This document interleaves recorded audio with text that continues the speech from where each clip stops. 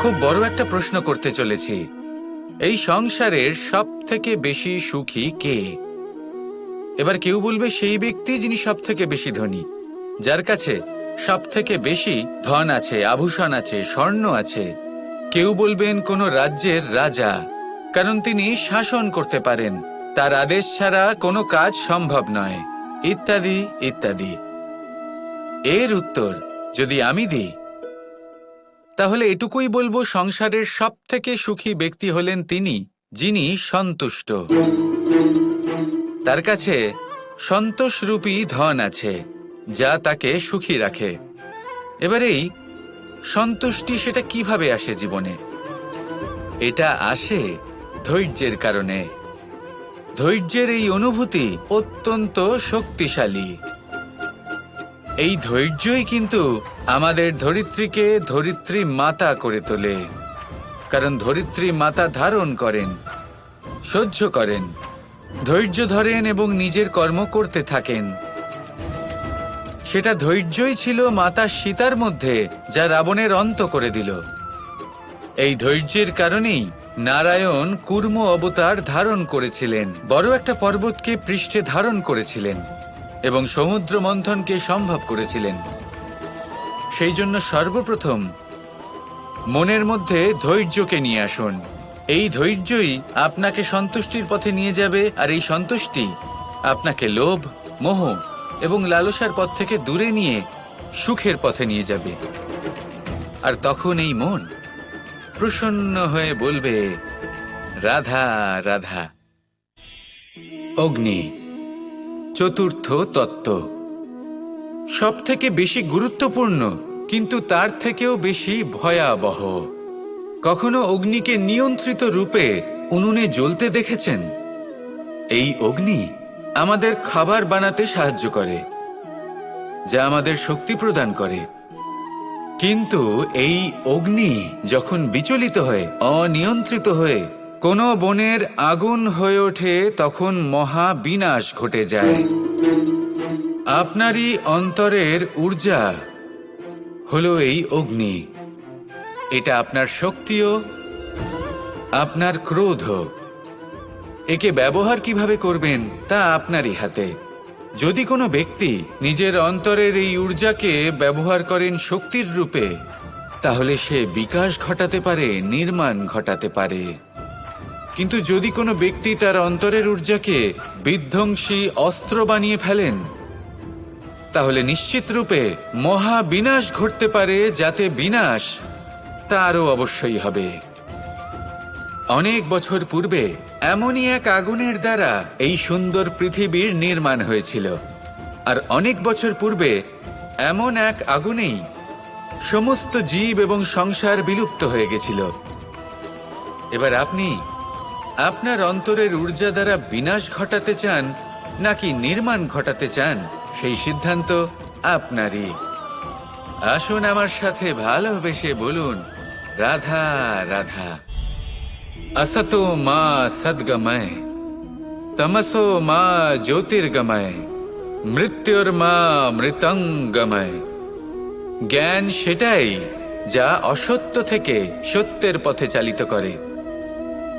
প্রকাশ সেটাই যা অন্ধকার থেকে আলোর পথে নিয়ে আসে।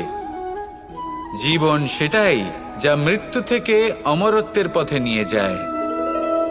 এবার এই তিনটে, জ্ঞান, জীবন এবং প্রকাশ, একই রকম। শূন্য থেকে এর উৎপত্তি হয় এবং আস্তে আস্তে আপনার জীবনে বিস্তার লাভ করে।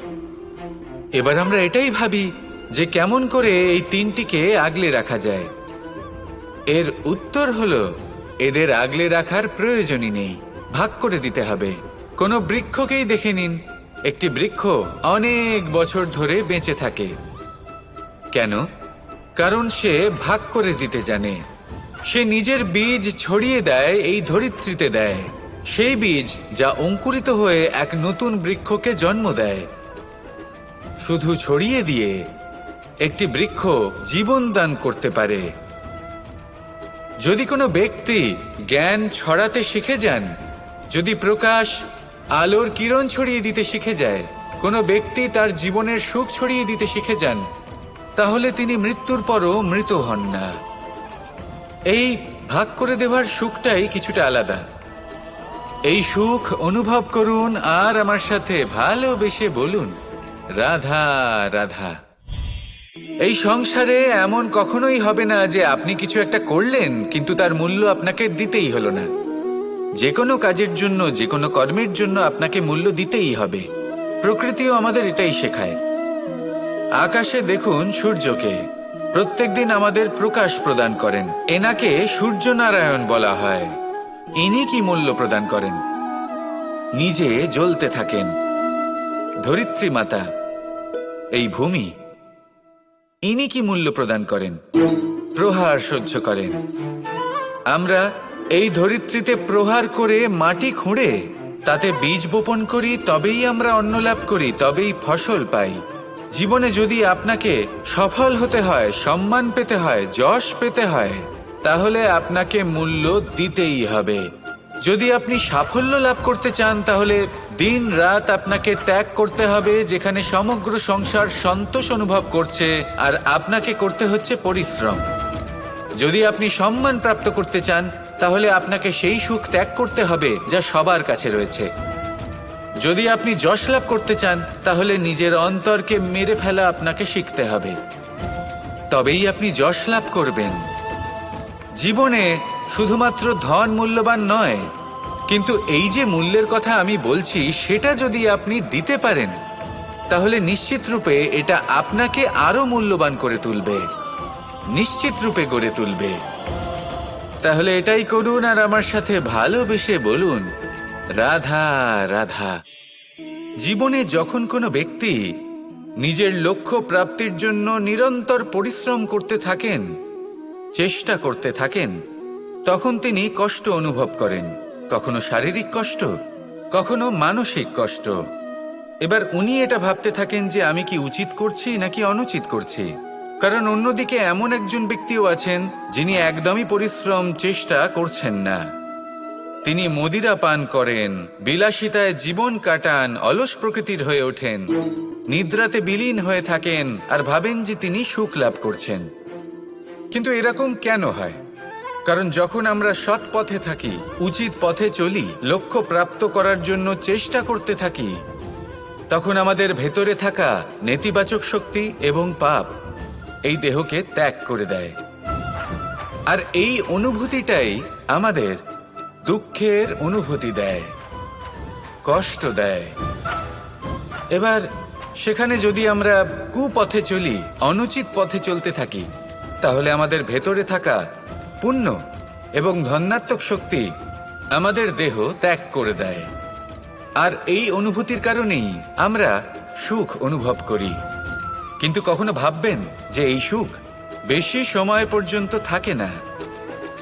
সেই জন্য সবসময় মনে রাখবেন, যদি আপনি জানেন যে এটাই আপনার লক্ষ্য, এটাই উচিত পথ, শুভ পথ, তাতে নিরন্তরভাবে এগিয়ে যেতে চেষ্টা করতে থাকুন।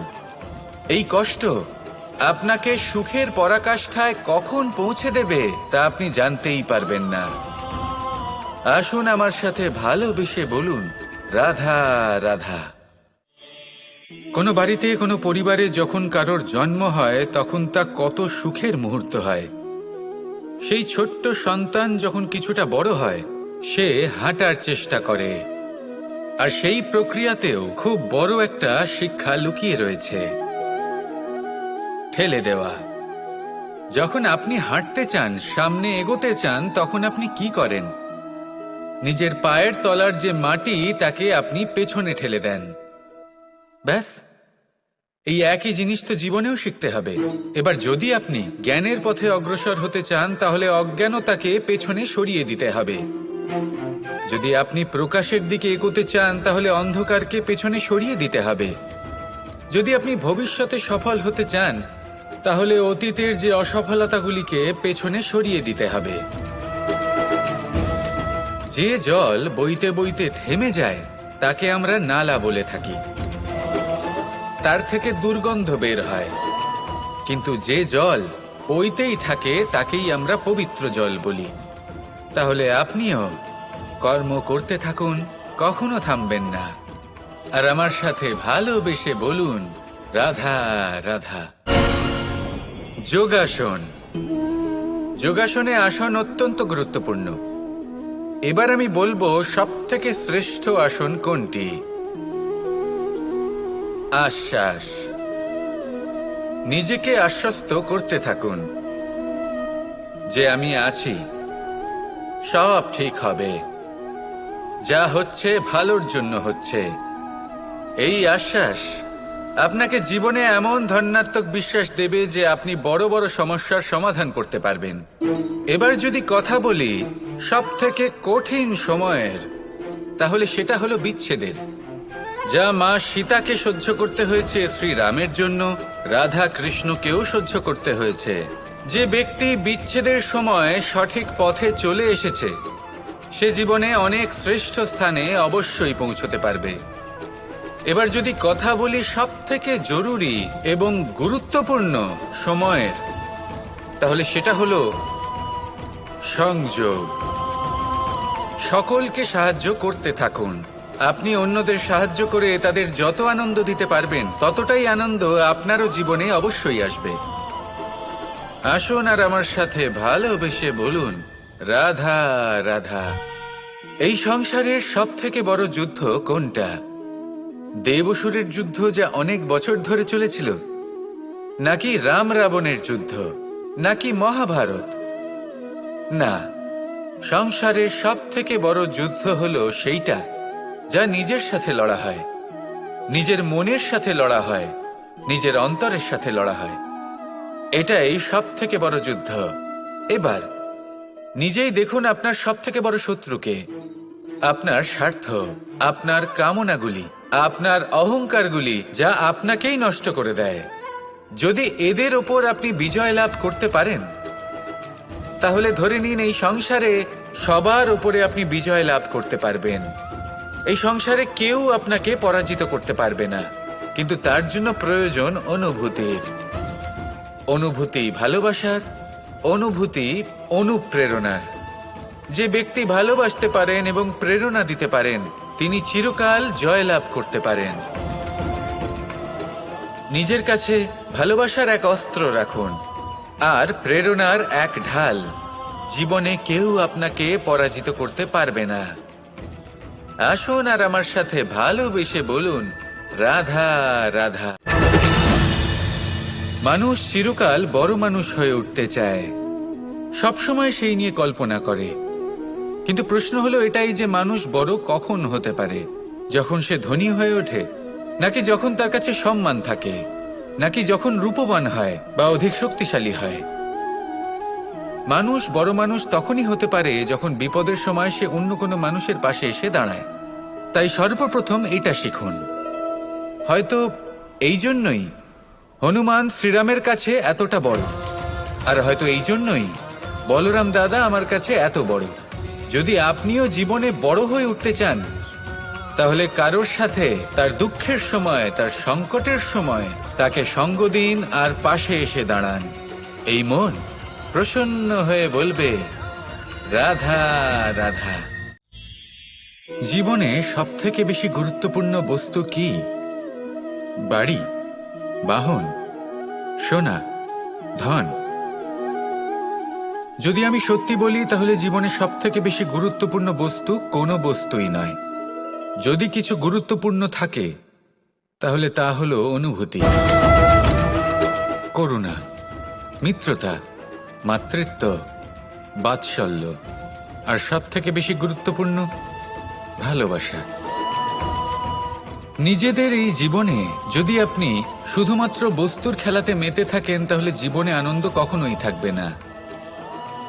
নিজের এই জীবনকে অনুভূতির পীঠস্থান বানিয়ে তুলুন। এই মন প্রসন্ন হয়ে বলবে রাধা রাধা। কখনো কোনো চাতক পাখিকে দেখেছেন? কথায় আছে যে বছরে মাত্র একবার সে তার তৃষ্ণা মিটিয়ে থাকে, আর তাও আকাশে ভেসে থাকা মেঘের দ্বারা ঘটানো বৃষ্টির জলের ফোঁটা থেকে। আর কোথাও থেকে সে তার তৃষ্ণা পূরণ করে না। সারা বছর সে নিদারুণ গরম সহ্য করে, তীব্র শীতও সহ্য করে, শুধু এই আশা নিয়ে যে বছরে একবার অন্তত সেই মেঘের ঘন ঘটা হবে, বৃষ্টি হবে, আর সে তার তৃষ্ণা নিবারণ করবে। এটা আসলে কি? এটা আসলে বিশ্বাস। সেই বিশ্বাস যে বছরে একবার সেই মেঘ আসবে তৃষ্ণা নিবারণ করতে। যেমন দেখুন, একটা সূর্যমুখী ফুল সারা রাত অন্ধকারের সাথে যুদ্ধ করে, কারণ তার বিশ্বাস যে ভোরবেলায় সূর্য তাকে অবশ্যই দর্শন দেবেন। সেটাও বিশ্বাস ছিল যার উপর ভরসা করে মনু একটা নৌকা নিয়ে বেরিয়ে পড়েছিলেন এবং সমস্ত সৃষ্টিকে প্রলয়ের হাত থেকে বাঁচিয়েছিলেন। সেটাও ছিল ভালোবাসার প্রতি বিশ্বাস, যার উপর ভরসা করে বানর এবং ভাল্লুক সেনা নিয়ে শ্রীরাম আক্রমণ করেছিলেন সমস্ত বরদানপ্রাপ্ত অসুরগণ এবং রাক্ষসগণের লঙ্কায় এবং জয় লাভ করেছিলেন। এই বিশ্বাসই হল এই বিশ্বের আশা। বিশ্বাস রাখুন যে আপনি হলেন সর্বশ্রেষ্ঠ এবং শুধুই নিজের কর্ম করতে থাকুন। এই বিশ্বাসের আশাই আপনাকে প্রতি মুহূর্তে বল প্রদান করবে। এ হলো আমার বিশ্বাস। আসুন আর আমার সাথে ভালোবেসে বলুন, রাধা রাধা। সংসারের বিভিন্ন ক্ষেত্রে আপনি অনেক কিছুই দেখতে পাবেন, যে কোনো খেলা, কোনো নাটক দেখতে পাবেন, কেউ কোনো খেলা খেলছে তা দেখতে পাবেন, আর দর্শকগণ এই দেখে অত্যন্ত আনন্দ লাভ করেন, হাততালি দিতে থাকেন, প্রশংসা করতে থাকেন, নিজের অন্তরের উৎসাহ প্রকাশ করতে থাকেন। কি দেখে করেন? সেই সমস্ত খেলোয়াড়দের দেখে করেন যারা এই খেলাটা খেলছে, তাই না? কিন্তু অনেক সময় সেই খেলোয়াড়রা সেই খেলার আনন্দ উপভোগ করতে পারেন না, কারণ ওনারা চাপা পড়ে যান তাদের কামনার চাপে। জয় লাভ করার কামনা, প্রথম স্থান লাভ করার ইচ্ছে, প্রতিযোগিতায় সব থেকে এগিয়ে থাকার ইচ্ছে তাদেরকে এই খেলা উপভোগ করতেই দেয় না। সেই জন্য কখনো কখনো এই খেলোয়াড়দের থেকে অনেক বেশি আনন্দ উপভোগ করেন দর্শকগণ, যেখানে এই খেলাটা কিন্তু খেলছেন খেলোয়াড়রাই। আমি এটা বলছি না যে এই ইচ্ছে, এই আকাঙ্ক্ষা অনুচিত না, কিন্তু তার সাথে সেই খেলা, সেই কর্মের আনন্দ উপভোগ করাও অত্যন্ত গুরুত্বপূর্ণ। তাই সেটা উপভোগ করুন। যে উৎসাহ আপনি উপভোগ করছেন তা যাপন করা অত্যন্ত গুরুত্বপূর্ণ। দেখুন, সত্যি বলতে এটা কিন্তু আপনার অধিকারও বটে। আপনি যে কর্ম করছেন তার ফল তো আপনি অবশ্যই পাবেন। সেটা যখন আপনি পাচ্ছেন তখন আপনার তা উপভোগ করা উচিত। সেটাই করুন। জীবনে সফলতা এবং অসফলতা এরা আসা যাওয়া করতে থাকে। যখন সাফল্য আসবে তখন তা উপভোগ করুন, যখন অসফলতা আসবে তখন তার থেকে শিক্ষা লাভ করুন। সাফল্য আপনার কাছে আবার ফিরে আসবে। আর এই মন, আপনি তো জানেন, এই মন প্রসন্ন হয়ে বলবে, রাধা রাধা। মানুষ ছোট হোক বা বড়, রাজা হোক বা দরিদ্র, সমস্ত মানুষের মধ্যে একটা সামঞ্জস্য থাকে। সমস্ত মানুষের কাছে তার প্রশংসা অত্যন্ত গুরুত্বপূর্ণ। সে খুবই প্রসন্ন হয় যদি আপনি তার প্রশংসা করেন, কিন্তু আপনি যদি তাকে এটা বলেন যে এটা তোমার ভুল ছিল, তোমার কিছু খামতি ছিল, তখন সেটা সে মানতে রাজিই থাকে না। সব মানুষ এটা শুনতে পছন্দ করে যে সে যেটা করেছে সেটাই সর্বোত্তম।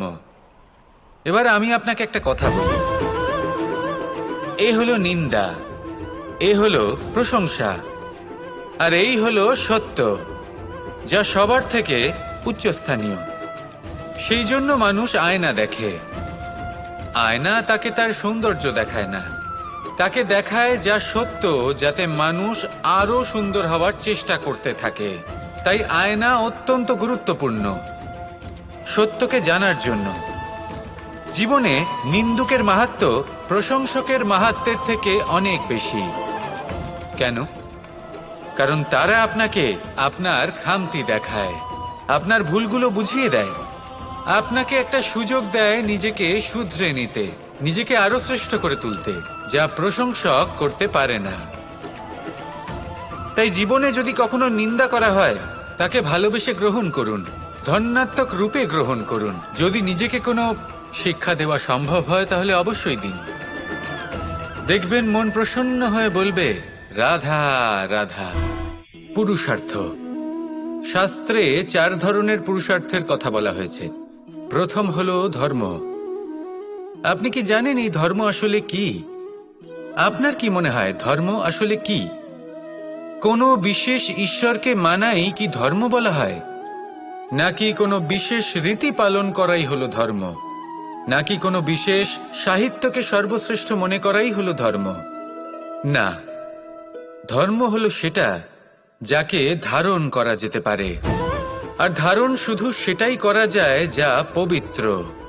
পবিত্র শুধু তাকেই বলা হয় যা নিঃস্বার্থ, যার মধ্যে শাসন করার কোনো ইচ্ছে নেই, যা সরলভাবেই প্রবাহমান, জল এবং বায়ুর মতো। যখন কোনো ব্যক্তি ধর্মকে ধারণ করেন এবং সেই ধর্ম সেই ব্যক্তিকে রক্ষা করে, তখন তাকে ধর্ম বলা হয়।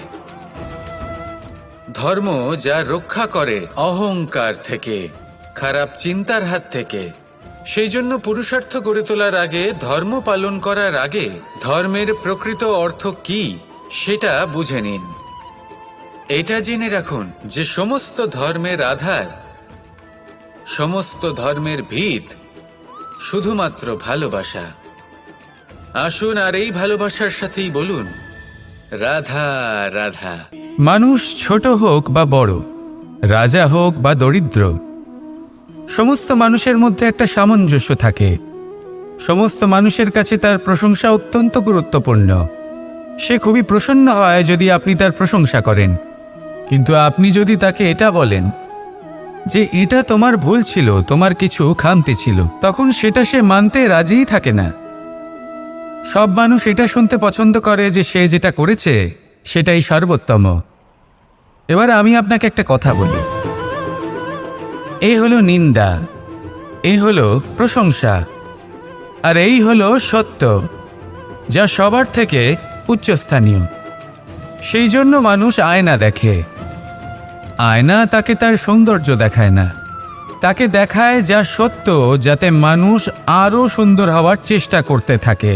তাই আয়না অত্যন্ত গুরুত্বপূর্ণ সত্যকে জানার জন্য।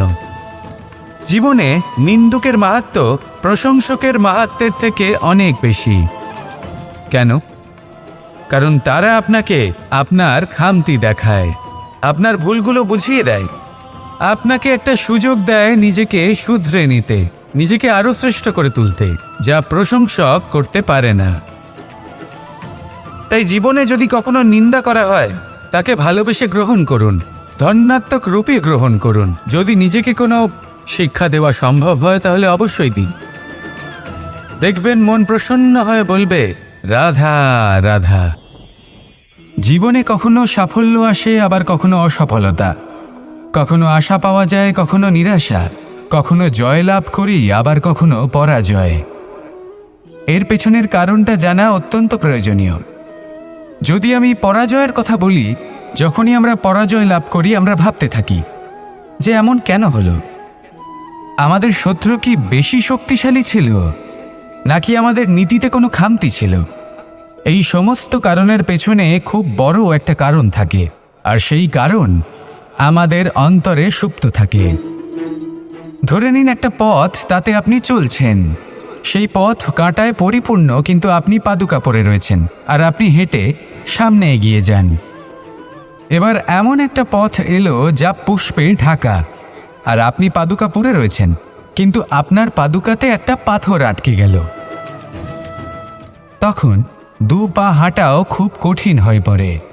এই সংসারের যে কোনো শক্তি আপনাকে পরাস্ত করার পূর্বে আপনি জানেন কে আপনাকে পরাস্ত করতে পারে? আপনার অন্তরের দুর্বলতা, আপনার অন্তরের সেই সুপ্ত শত্রু। আর সেই জন্য ইতিবাচক মনোভাব গুরুত্বপূর্ণ হয়ে পড়ে। ভালো মানুষদের সাথে থাকুন, সৎসঙ্গে থাকুন, বন্ধুত্ব করুন, ভালোবাসুন।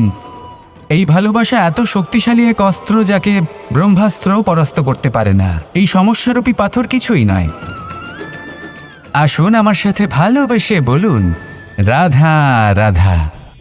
মানুষের 2টো রূপ রয়েছে।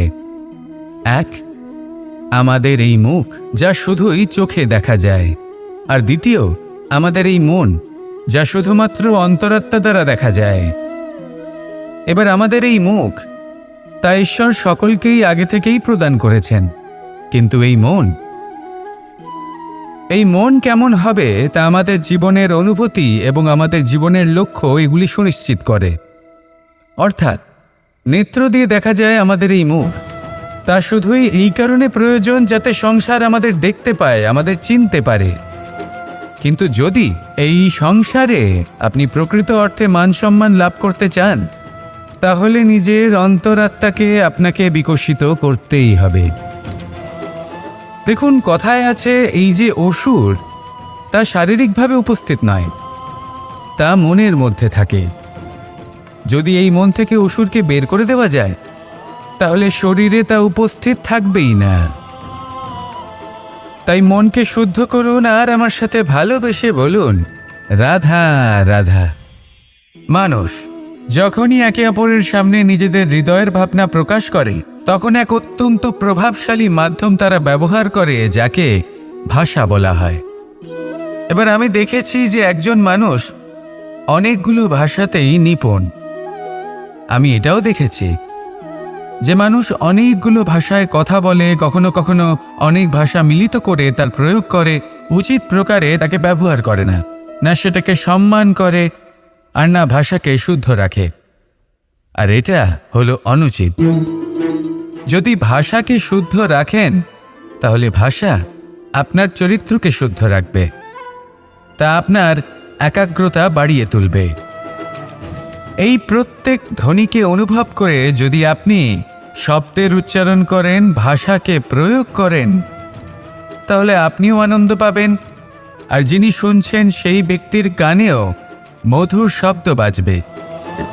তাই মনে রাখবেন, যে ব্যক্তি ভাষার পবিত্রতাকে সম্মান করে, তাকে সংসারও সম্মান করে। ভাষাকে শুদ্ধ এবং পবিত্র রাখুন, তাহলে ভাষা আপনার চরিত্রকেও শুদ্ধ এবং পবিত্র রাখবে। আর এই মন সুপ্রসন্ন হয়ে বলবে, রাধা রাধা। এ হলো রামায়ণের সময়কালের কথা। সেতু নির্মাণ করার কাজ চলছিল। সমস্ত বানর সেনা এই কাজে নিযুক্ত হয়েছিলেন। বড় বড় পাথর তুলে নিয়ে এই বানর সেনা সমুদ্রে ফেলছিলেন। এই কাজ চলছিল। এমন সময় ছোট্ট একটা কাঠবিড়ালি এলো। ছোট ছোট মাটির ডেলা হাতে নিয়ে সাগরের কাছে যাচ্ছিল, আর বড় বড় পাথরের পাশে রেখে দিচ্ছিল, যথাসম্ভব সেখানে রেখে আসছিল। সারা দিন ধরে সে এই পরিশ্রম করেই যাচ্ছিল। এবার শ্রীরাম তার এই কাজ দেখতে পেলেন। সেই ছোট্ট কাঠবিড়ালিটিকে নিজের হাতে তুলে নিলেন এবং অত্যন্ত ভালোবেসে তার পিঠে হাত বুলিয়ে দিলেন। কথায় আছে যে কাঠবিড়ালির পিঠে যে দাগ আছে, সেই 3টি দাগ এসেছে শ্রীরামচন্দ্রের 3 আঙুলের থেকে। যে কাজ আপনি করছেন তাতে সমস্ত শক্তি প্রয়োগ করুন। যতটা আপনার সামর্থ্য রয়েছে, যতটা আপনার প্রতিভা রয়েছে, সম্পূর্ণভাবে উৎসর্গ করে দিন। ঠিক এমনভাবে কর্ম করুন। সেই কাঠবিড়ালি কিন্তু তাই করেছিল। সেই জন্য শ্রীরামের সাথে সেও সেই কাহিনীতে অমর হয়ে গেছিল। সম্পূর্ণ শক্তি প্রয়োগ করুন, সম্পূর্ণ সামর্থ্যের সাথে কর্ম করুন, কারণ এটাই হলো শ্রেষ্ঠ পথ কোনো কর্ম করার। আসুন আমার সাথে ভালোবেসে বলুন, রাধা রাধা। এই সংসারে যখন সাফল্যের পথে আপনি অগ্রসর হবেন, তখন আপনার পরিশ্রম, একাগ্রতা, সাহসের সাথে সাথে সমাজের মানসিকতাও সহ্য করতে হবে। প্রত্যেক ব্যক্তি কিছু না কিছু ভাবেন, কিছু না কিছু বলেন। কিছু মানুষ এমন আছেন যারা ভাববেন যে আপনি কিছুই করতে পারবেন না। তারা আপনার নিন্দা করবেন, আর এই নিন্দার কথা ভেবেই আমরা ভয়ভীত হয়ে পড়ি। সেই কারণে নিজেদের আশা, নিজেদের বিশ্বাস হারিয়ে ফেলি। এবার যদি সেই নিন্দার ভয়ে আমরা লক্ষ্যচ্যুত হই, তাহলে সেটা অনুচিত। সেই জন্য জীবনে শুধু পরিশ্রম করতে থাকুন, সামনে এগোতে থাকুন। যেই দিন আপনি আপনার লক্ষ্য লাভ করবেন, সেই প্রত্যেক ব্যক্তি যারা নিন্দা করছিলেন, তাদের দৃষ্টি আপনা থেকেই পাল্টে যাবে, ঠিক কিনা? এই সংসারকে যা প্রাণ চায় তাই বলতে দিন। যদি আপনি কারোর কথা শুনতে চান, তাহলে নিজের অন্তরের কথা শুনুন। সেটাই আপনাকে উচিত পথে নিয়ে যাবে। সামনে অগ্রসর হতে থাকুন, পরিশ্রম করুন। এমন একটা দিন আসবে যেদিন এই নিন্দুক ব্যক্তিরা আপনার লক্ষ্য প্রাপ্তির উদাহরণ সবাইকে দেবে। আসুন আমার সাথে ভালোবেসে বলুন, রাধা রাধা। মানুষ সুখী জীবনযাপনের প্রতি এতটাই অভ্যস্ত হয়ে পড়ে যে একটা ছোট্ট সমস্যা এলেই সে সবার থেকে সাহায্য চাইতে শুরু করে দেয়। সে সাহায্য লাভও করে এবং সেই সংকট থেকে সে বেরিয়েও আসে। কিন্তু এই সাহায্য কিছু মুহূর্তের, আর কিছু মুহূর্তের হলো এই দুঃখ। এই 2 মুহূর্তের সাহায্যের জন্য আজীবন আপনি তার কাছে ঋণী হয়ে থাকেন। আর মানবিকতার খাতিরে আপনার মনে কৃতজ্ঞতা জেগে ওঠে, আর সেই কৃতজ্ঞতা বোধ হলো যে আপনি কখনো সেই ব্যক্তিকে ছাপিয়ে যেতেই পারবেন না। সেই জন্য জীবনে সবসময় চেষ্টা করবেন নিজেকে প্রস্তুত রাখতে সেই সব সমস্যার জন্য, সেই সব বাধার জন্য যেগুলো আপনার জীবনে আসতে পারে। ততক্ষণ সাহায্য চাইবেন না যতক্ষণ না অন্য কোনো পথ না থাকছে। সাহায্য চাওয়া অনুচিত নয়, কিন্তু সাহায্য চাইলে এবং সাহায্য পেলে আপনি আজীবন কৃতজ্ঞ এবং ঋণী হয়ে থাকবেন। আর তারপর একদিন আপনি পরিবর্তন দেখতে পাবেন যে কিভাবে আপনি ছোট ছোট সমস্যার জন্য সাহায্য না চেয়ে বড় বড় সমস্যার সম্মুখীন হতে প্রস্তুত হয়ে গেছেন। এটাই হলো সংসারের নীতি। এটাই পালন করুন আর আমার সাথে ভালোবেসে বলুন, রাধা রাধা। এমন অনেক মানুষ আছেন যারা আমাকে ভগবানের পরিভাষা জানতে চান, যে ভগবান আসলে কি, তিনি কেমন। এবার দেখুন, ভগবান হোক বা আপনার স্বপ্ন হোক বা আপনার লক্ষ্য হোক না কেন, সেই লক্ষ্য তখনই পূর্ণ হয়, তখনই তাকে লাভ করা সম্ভব যখন আপনার দৃষ্টিভঙ্গি মঙ্গলময় হয়, যখন আপনি নিজে মনে করবেন যে আমি যেটা পেতে চাইছি তা শুভ। উদাহরণস্বরূপ, কোনো পাখিকে দেখুন, সে গাছের ডালে বসে এবং সেখানেই বিশ্রাম করে, কিন্তু পড়ে না। কেন? কারণ ওর বিশ্বাস যে যে শাখার উপরে ও বসে আছে সেটাই হলো ওর বাসস্থান। যদি আপনি বিশ্বাস করেন তাহলে আপনি পাথরের মধ্যেও ভগবান দর্শন করতে পারবেন। আর যদি বিশ্বাস না থাকে তাহলে যদি ভগবান সামনে দাঁড়িয়েও থাকে তবেও আপনার বিশ্বাস হবে না। তাই বিশ্বাস করতে শিখুন। এই বিশ্বাসের আধারেই আপনি সেই সব কিছু পাবেন যা আপনি পেতে চাইছেন। আসুন আমার সাথে ভালোবেসে বলুন, রাধা রাধা। গুরু, যিনি পথ দেখান, আমাদের জীবনে অত্যন্ত গুরুত্বপূর্ণ, অত্যন্ত আবশ্যক। কিন্তু কিছু মানুষ মনে করেন যে গুরুর কোনো প্রয়োজন নেই, কারণ এই সমগ্র জ্ঞান মানুষের অন্তরেই নিহিত রয়েছে। এবার প্রশ্ন এটাই, যদি সমস্ত জ্ঞান মানুষের অন্তরে নিহিত থাকে তাহলে গুরুর কি প্রয়োজন? আর যারা আজ পর্যন্ত গুরুকে মেনে এসেছেন তারা কি অনুচিত করেছেন? এর উত্তর আমি আপনাকে দেব একটা উদাহরণ দ্বারা। একটা কাঠ যা জ্বলনশীল, জ্বলনের ঊর্জা তার অন্তরে নিহিত রয়েছে, কিন্তু তার জ্বলনের জন্য বাইরে থেকে একটা অনুঘটকের প্রয়োজন হয়। এই অনুঘটকই হলেন আপনার গুরু। উত্তাপ যা একটা কাঠকে জ্বালাতে পারে, সেই উত্তাপ হলো গুরুর প্রচেষ্টা। যদি সেই গুরুই না থাকে, তার প্রচেষ্টাই না থাকে, তাহলে সেই সমস্ত জ্ঞান যা মানুষের অন্তরে নিহিত তা ব্যর্থ হয়ে যাবে। যদি আপনার সাথে আপনার গুরু থাকেন, আপনার পথ প্রদর্শন করেন, আপনার অন্তরের জ্ঞানকে বাইরে নিয়ে আসতে পারেন, তাহলে তাকে সম্মান করুন আর আমার সাথে ভালোবেসে বলুন, রাধা রাধা। असतो मा सद्गमय, तमसो मा ज्योतिर्गमय, মৃত্যুর্মা মৃতঙ্গময়। জ্ঞান সেটাই যা অসত্য থেকে সত্যের পথে চালিত করে। প্রকাশ সেটাই যা অন্ধকার থেকে আলোর পথে নিয়ে আসে। জীবন সেটাই যা মৃত্যু থেকে অমরত্বের পথে নিয়ে যায়। এবার এই তিনটে, জ্ঞান, জীবন এবং প্রকাশ, একই রকম। শূন্য থেকে এর উৎপত্তি হয় এবং আস্তে আস্তে আপনার জীবনে বিস্তার লাভ করে। এবার আমরা এটাই ভাবি যে কেমন করে এই তিনটিকে আগলে রাখা যায়। এর উত্তর হলো এদের আগলে রাখার প্রয়োজনই নেই, ভাগ করে দিতে হবে। কোনো বৃক্ষকেই দেখে নিন, একটি বৃক্ষ অনেক বছর ধরে বেঁচে থাকে। কেন? কারণ সে ভাগ করে দিতে জানে।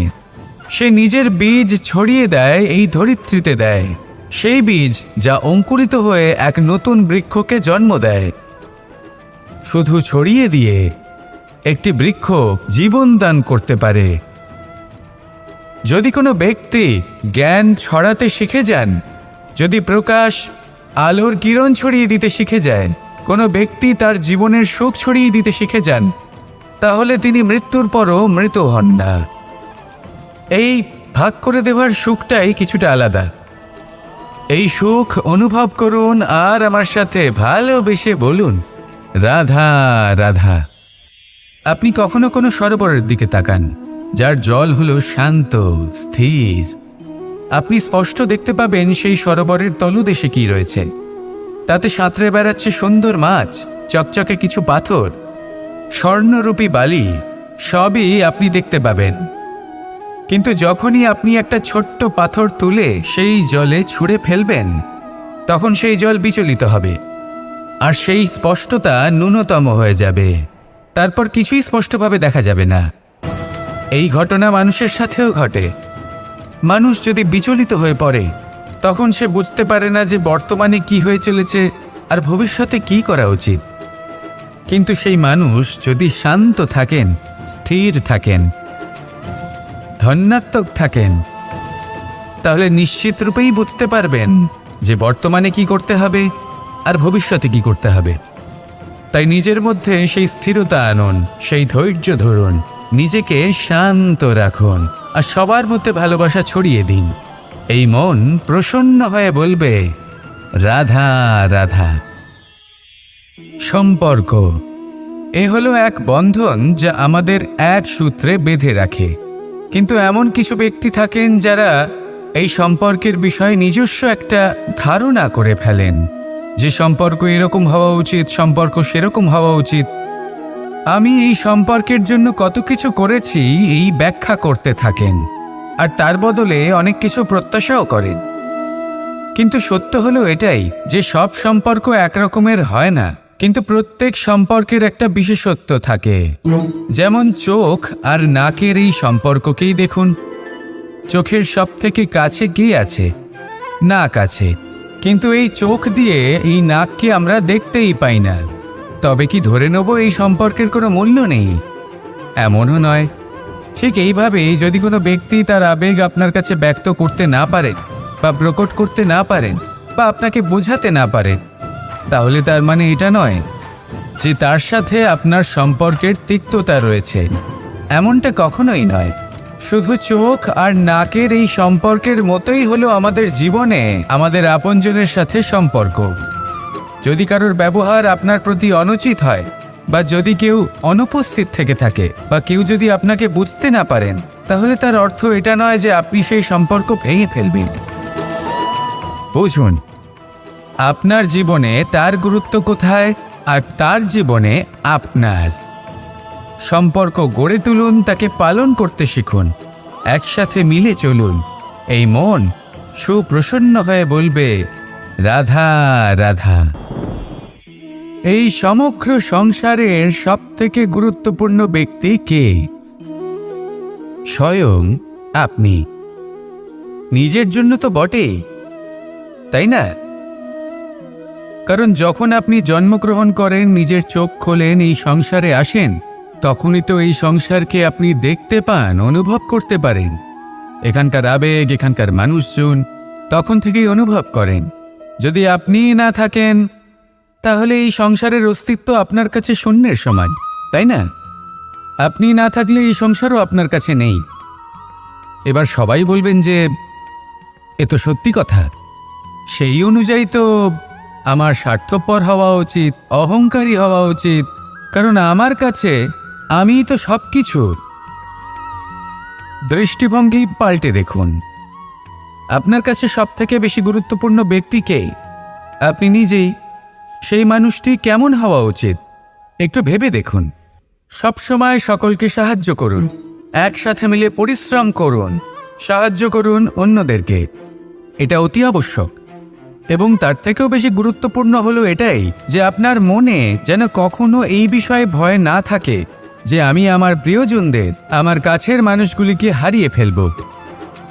এই ভয় কখনোই মনের মধ্যে থাকা উচিত নয়। যদি ভয় থাকে তাহলে থাকুক এই বিষয়ে যে সকল মানুষ আমার জীবন থেকে, আমার থেকে দূরে চলে যাচ্ছেন, তাদের বাধা দিতে দিতে আমি যেন নিজেকেই না হারিয়ে ফেলি, নিজের অস্তিত্বকেই না হারিয়ে ফেলি, নিজের ব্যক্তিত্বকে, নিজের বিচারধারাকে, নিজের করুণার শক্তি না হারাই। তাহলে এই ভয় ত্যাগ করুন আর আমার সাথে ভালোবেসে বলুন, রাধা রাধা।